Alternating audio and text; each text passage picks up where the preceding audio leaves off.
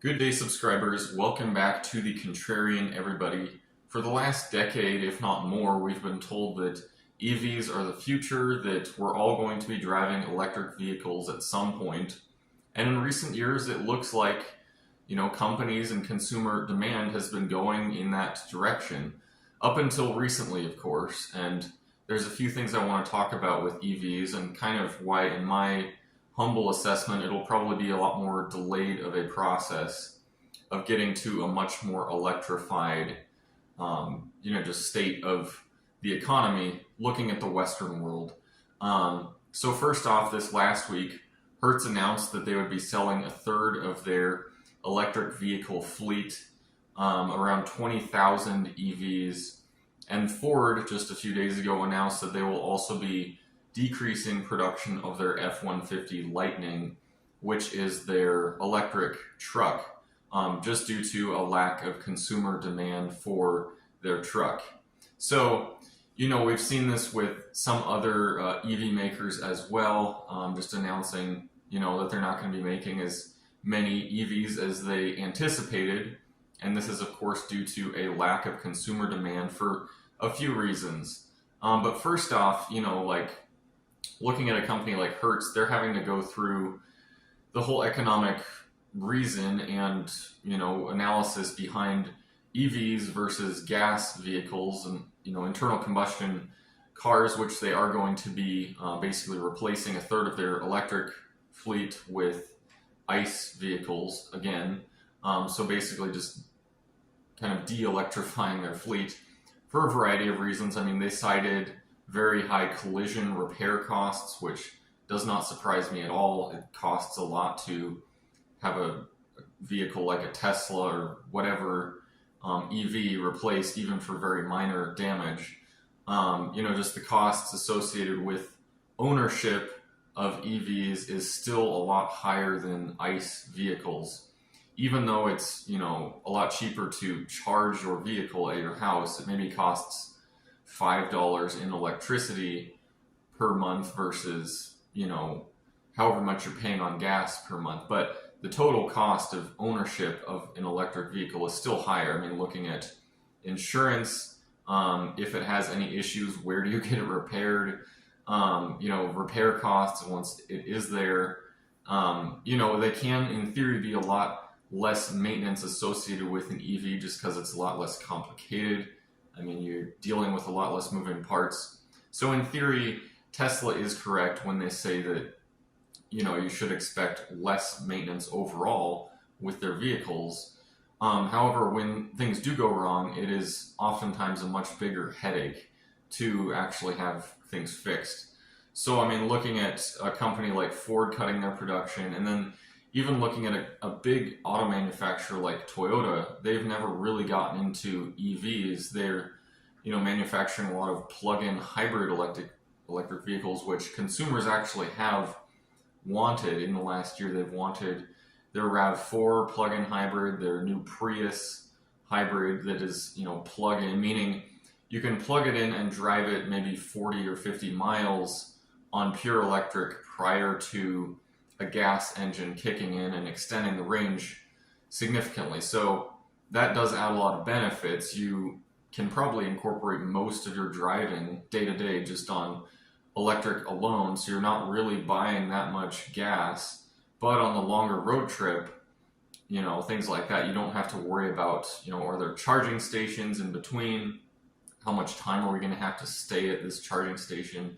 So plug-in hybrids do have that going for them. Just they alleviate a lot of range anxiety, other concerns like that.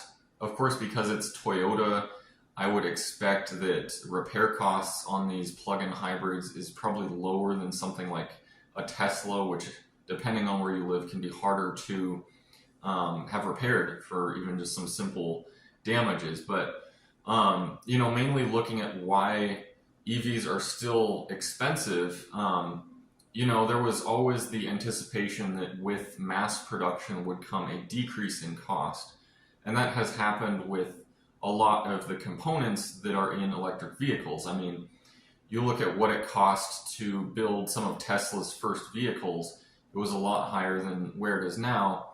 However, looking at the underlying material cost of some of the very crucial materials that they're putting into their batteries specifically, with the shift to mass production of EV batteries, it's, in some cases quadrupled demand for minerals or elements like cobalt and nickel and copper, of course, which, is still expensive, and demand for copper has gone up as a result of EVs and just, other electrical related demand as well. But looking at something like cobalt, nickel, manganese, I mean, these are very rare, not rare, but they're more expensive elements to be putting in batteries. And when you ramp up production that quickly, not really looking at expansion of maybe your mining complex or things like that, of course the price of that mineral or element is going to go up pretty dramatically. I mean, lithium is another example of that.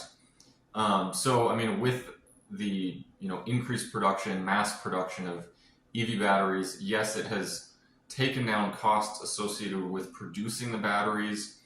It's helped, a company like Tesla or others streamline the process and kind of find what chemistry can work best for that. But it has sent material costs associated with producing all of these EV components, mainly batteries, up pretty dramatically. So that is why you still see a pretty big difference between the cost of owning, your average electric vehicle, whatever that might be, probably a Tesla Model Y, versus a comparable ICE vehicle.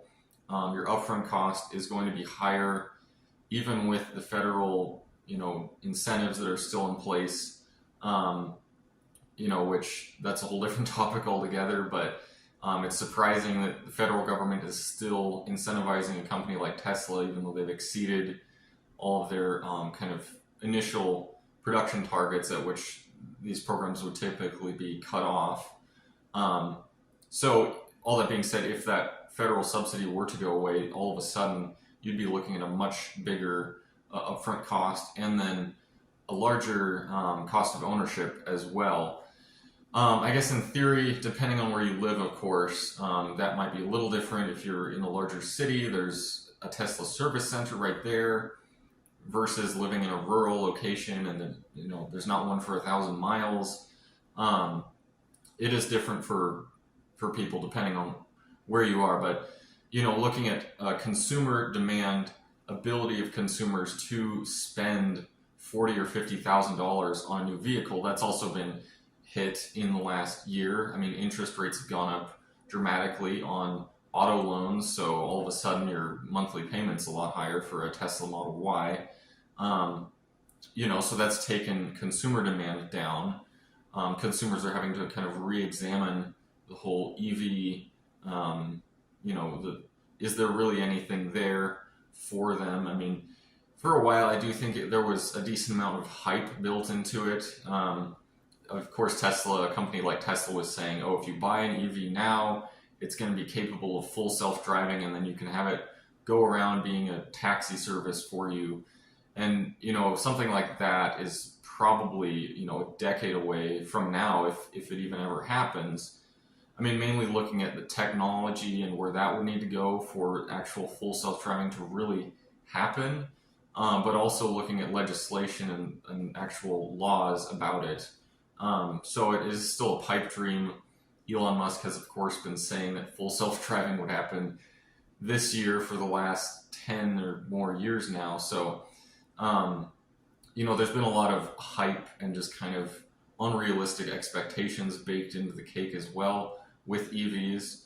Don't get me wrong, I'm not, dogging on EVs completely. I especially think that plug-in hybrids probably make the most sense right now with where battery technology is, the just high, upfront cost and need for these very rare and hard to come by minerals to go into batteries. I think it's best to allocate, to plug-in hybrids where you have maybe a 10 or 20 kilowatt hour battery, which is about 1/10 the size of a Tesla's battery. In theory, you could build about 10 Priuses for every one Tesla Model X or something like that. with this, just looking at the battery components, of course. So, if you're looking at resources like that, plug-in hybrids make a lot more sense. And at the end of the day, you're probably not really using that much gas over the entire life of the vehicle. So, if you're really focusing on limiting emissions and things like that, in my humble opinion, plug-in hybrids probably make the most sense, at least right now. Of course, we are beginning to see kind of these up-and-coming next generation battery technologies begin to hit the market. Novix, which is a company I actually own a little bit of stock in, is one of these companies that's really kind of pushing battery architecture and battery chemistry.